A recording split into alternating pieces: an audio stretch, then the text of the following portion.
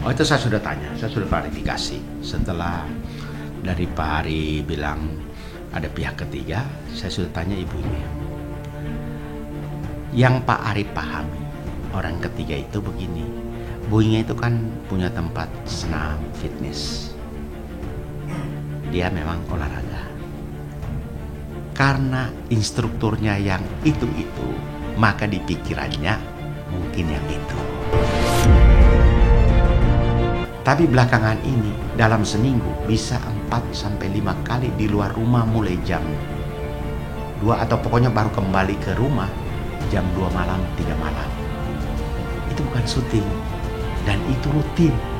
Ketika Buinya tanya kenapa harus begini, ya saya harus menemani bos-bos di karaoke untuk mendapat sign kontrak. Kuasa hukumnya Mas Aribo dicaplit, kita kan nggak bisa kontrol omongan orang, Mbak, sudut pandang. Nah sekarang kalau misalkan saya mencoba berandai-andai, let's say diberikan 30 juta, 40 juta, 50 juta per bulan, kalau ternyata itu tetap dirasa kurang, tetap aja dong nggak pintu itu. Kemudian uang di brand cash. Di brand cash yang dibilang Bu Inge punya akses. Ceritanya begini. Benar ada uang di brand cash. Tapi bukan uang pribadinya Bu Inge yang bisa pakai. Uang itu ada dipakai untuk apa? Isi bensin. Drama perceraian Ari Wibowo dan Inge Anugrah kembali membuka babak baru. Bantahan yang sempat disampaikan Ari terkait uang nafkah bulanan dalam klarifikasinya beberapa waktu lalu kini kembali disinggung oleh pihak Inge. Lantaran hal tersebut dianggap bukanlah bagian dari sebuah nafkah. Tidak hanya perihal nafkah, pihak Inge juga turut meluapkan rasa kekesalannya lantaran pernyataan Ari tentang anggaran bulanan yang ia berikan kepada kedua orang tuanya tidaklah sesuai dengan apa yang sesungguhnya terjadi. Dan terlepas dari masalah yang dialami oleh Ari dan juga Inge, salah satu drama rumah tangga lain yang belakangan turut mencuri perhatian netizen ialah drama perselingkuhan yang dilakukan oleh Virgon Leschild. Lantas, seperti apa kelanjutan drama perceraian Ari Wibowo dan Inge Anugrah? Dan seperti apa kelanjutan rumah tangga Virgon dan Inara? Saksikan selengkapnya hanya di Cumicam In Depth berikut ini. Hai Cumi Lovers, bersama Cumicam In Depth kami sajikan kabar lengkap, mendalam, dan akurat dari narasumber terpercaya. Dan jangan lupa untuk like, subscribe, dan juga share channel YouTube ini.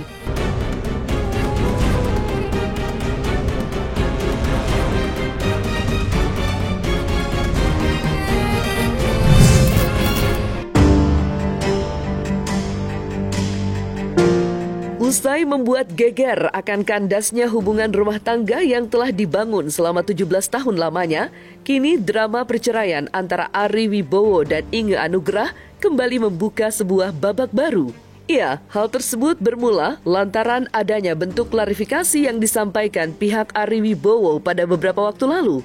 Dalam pengakuannya, aktor berusia 52 tahun tersebut juga memberikan bantahan beberapa hal, termasuk soal nafkah bulanan yang ia berikan untuk Inge.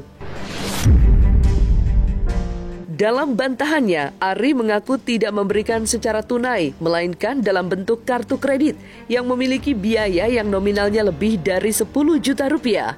Namun, pada kenyataannya, pihak Inge justru menolak dan menganggap bahwa hal tersebut bukanlah bagian dari nafkah bulanan. Lewat kuasa hukumnya, Inge pun menanggapi klarifikasi yang dibuat Ari Wibowo beberapa waktu lalu. Lantas, seperti apa tanggapan pihak Inge atas pernyataan Ari Wibowo yang membantah perihal nafkah yang ia berikan selama pernikahan? Benarkah apa yang diungkap Ari bukanlah bagian dari biaya nafkah sang istri? Ya langsung jadi rame begini. Maka dia klarifikasi termasuk misalnya belanja bulanan, kartu kredit segala macam. Itu memang saya sudah luruskan. Tadi misalnya benar belanja bulanannya untuk kebutuhan rumah tangga itu 10-11 juta dengan kartu kredit. Kalau jumlahnya bisa bertambah menjadi 13, 15, sampai 20-an, itu kebutuhan insidentil. Misalnya yang 10 jadi 13 karena dokter gigi. Kemudian uang di Brankas. Di Brankas yang dibilang Bu Inge punya akses. Ceritanya begini. Benar ada uang di Brankas. Tapi bukan uang pribadinya Bu Inge yang bisa pakai. Uang itu adalah dipakai untuk apa? Isi bensin. Mereka punya 2 mobil. Sekali isi bensin, setiap 5 atau 6 hari, 600 sampai 700 ribu. Jadi kalau 2 mobil, berarti seminggu atau tiap 5 hari, berarti 1,2. Seminggu kan isi berapa kali? Sebulan isi berapa kali? Kan total ketahuan bisa 6 juta, 7 juta. Yang diberikan hari itu tidak dalam bentuk uang cash. Ya. Dan saat ini juga kan, ya kita tahu cash itu sudah sangat jarang ya dibutuhkan dalam transaksi-transaksi keuangan. Jadi oleh karena itu juga makanya salah satu bentuknya adalah dengan cara kartu kredit, yaitu digital ya. Jadi menurut kami itu nafkah itu sudah diberikan oleh klien kami selama dalam perkawinan mereka. Faktanya ada kok. Itu memang ya model setiap keluarga mungkin berbeda ya. Ini dia ada berangkas di situ, ditaruhlah segepok uang gitu. Sudah menipis misalnya jumlahnya, Ari reload lagi. Mas Ari reload lagi gitu. Jadi unlimited juga. Kalau dibilang unlimited bisa dong. Nggak bisa habis gitu, Mbak. Di dalam perkawinan Mas Ari dengan ibunya, klien kami dengan Bu Inge, itu selalu diberikan dengan beberapa macam.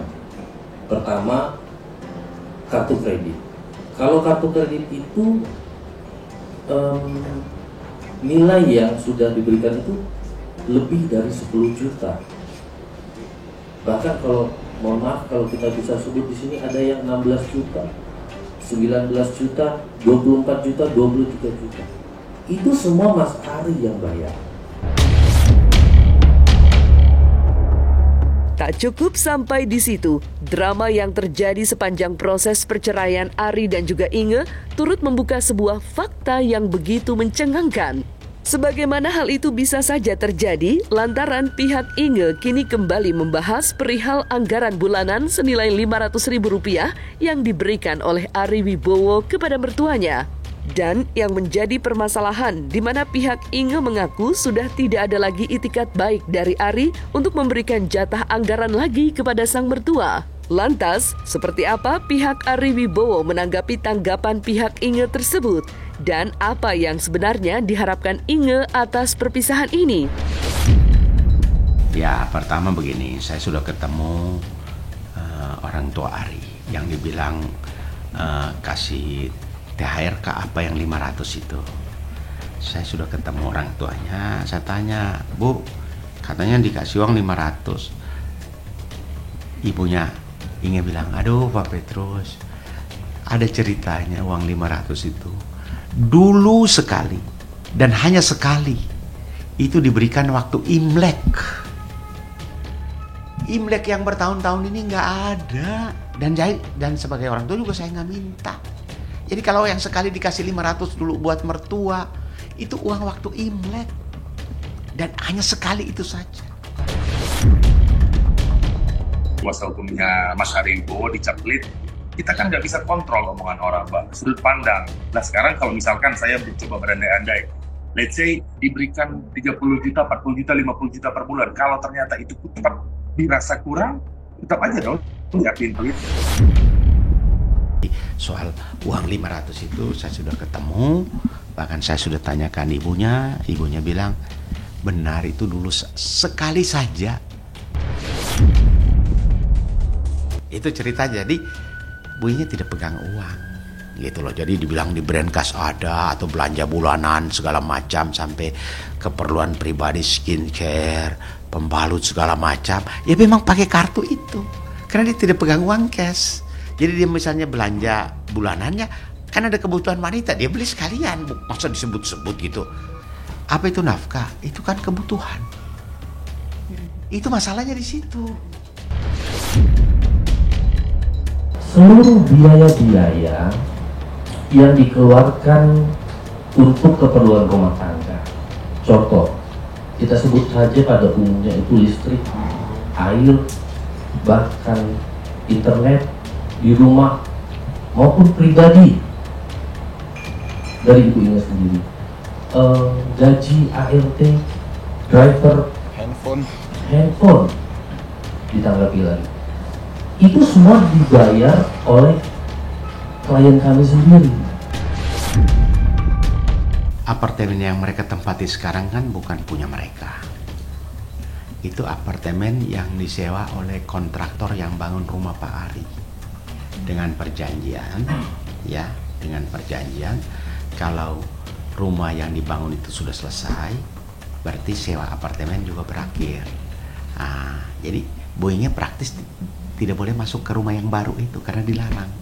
Yang namanya perjanjian pisah harta itu filosofinya bahwa kedua pasangan itu, suami istri punya penghasilan sehingga harus dipisah. Oh, itu saya sudah tanya, saya sudah klarifikasi. Setelah dari Pak Ari bilang ada pihak ketiga, saya sudah tanya ibunya. Yang Pak Ari pahami, orang ketiga itu begini. Ibunya itu kan punya tempat senam fitness. Dia memang olahraga. Karena instrukturnya yang itu, maka di pikirannya mungkin yang itu. Kita sekarang masih satu rumah, bahkan masih tidur di ranjang yang sama, karena memang kita kan belum cerai, kita masih proses, ya kan? Kita di rumah, kita berusaha untuk tidak bicara masalah ini, biar kuasa hukum kami masing-masing yang bekerja, kami di rumah demi anak-anak juga kita ya berusaha untuk tetap seperti biasa, ya walaupun mungkin ya, pasti itu tidak mudah ya, berdamai itu pun sudah pernah kami bicarakan, itu pun sudah diusahakan, tetapi dari kami bersama-sama, baik dari istri, dari Inga Anugrah maupun dari saya, kita sudah mengambil keputusan bahwa ini adalah jalan yang terbaik, bukan saja untuk kita tapi juga untuk anak-anak kita. Jadi tidak selama-lamanya bisa dikatakan aduh mikirin anak dong, jangan bercerai. Ya jujur aja, kalau kita tetap memaksakan untuk tetap bersama, tetapi di dalam rumah tangga sudah tidak menunjukkan hubungan suami dan istri yang baik, yang harmonis, yang saling mengasihi, apalagi setelah sudah melewati langkah-langkah seperti ini, itu juga semakin sulit kan. Jadi anak-anak kami pun sudah mengerti, sudah memahami, dan sudah bisa menerima keputusan kami berdua gitu. Tapi belakangan ini dalam seminggu bisa 4-5 kali di luar rumah mulai jam 2 atau pokoknya baru kembali ke rumah jam 2 malam, 3 malam. Itu bukan syuting dan itu rutin. Ketika Boeingnya tanya kenapa harus begini, ya saya harus menemani bos-bos di karaoke untuk mendapat sign kontrak. Terlepas dari drama rumah tangga Ari Wibowo dan juga Inga Anugrah, drama rumah tangga selebritis lain yang juga ramai diperbincangkan ialah kasus dugaan perselingkuhan yang diduga dilakukan oleh Virgon Leschild. Seperti yang diketahui sebelumnya, publik baru saja dibuat heboh dengan unggahan dari sang istri Inara Rusli yang turut membongkar adanya dugaan perselingkuhan yang diduga dilakukan oleh sang suami. Puzzle demi puzzle kini mulai terurai. Sebelum diungkapkannya perihal surat perjanjian, Virgon yang kini sudah mengakui perselingkuhannya pun disebut-sebut telah beberapa kali meminta Inara untuk melakukan permaduan atau yang biasa disebut dengan poligami. Kendati hal tersebut telah beredar luas di jejaring media sosial. Lantas, seperti apa nasib masa depan rumah tangga Virgon dan Inara ke depannya? Kita sebagai manusia, sebagai oknum pasti banyak salahnya. Jadi kalau kita beragama karena memandang, wah ini orang hebat ya, gue pengen jadi kayak dia, wah itu salah banget. Gue pengen jadi figur yang anak-anak lihat, laki-laki itu ternyata harus tanggung jawab. Harus begini, harus begitu. Dengan segala kekurangannya gue pengen lihat anak-anak tuh gue berusaha gitu untuk mereka. Apa yang gue jalanin sekarang ya adalah gue belajar untuk terus bertanggung jawab ya, karena laki-laki itu kan benar-benar diamanain untuk tanggung jawab ya ke keluarga. Nggak cuma soal materi, tapi juga soal akhirat dan keyakinan juga. Jadi orang yang harus bisa rela terluka lah di garis depan untuk melindungin apa yang jadi harapan terbesar dia, apa yang jadi harta terbesar dia. Gue mencoba untuk kasih pengertian itu ke keluarga gitu, kalau ada banyak hal sih yang harus diperjuangin di luar gitu, nggak cuma katanya aja kayak bersenang-senang enggak. Jadi bisa deep talk sama istri gue, bisa ketemu sama keluarga gue, ngomongin hal-hal yang mungkin terlewatkan gitu karena udah sibuk masing-masing. Jadi akhirnya gue banyak menemukan hal-hal baru yang mungkin terpendam selama ini, kerinduan keluarga gue karena gue sibuk, terus ya kekurangan sifat gue atau mungkin kebodohannya gue, salah bersikap gimana udah bisa akhirnya refill lah di bulan Ramadan ini, dan ya mudah-mudahan sih bisa saling memaafkan ke depannya dan kembali fitrah ya. Gue banyak menemukan arti hidup. Gue banyak bergumul dengan hati gue sendiri. Gue banyak deh pokoknya. Luar biasa lah Ramadan bulan ini nih. Penuh air mata. Jangan ceritain dong. Gue sampai situ aja deh klunya ya. Pokoknya gue bergumul sama lebih banyak nemu arti hidup sih.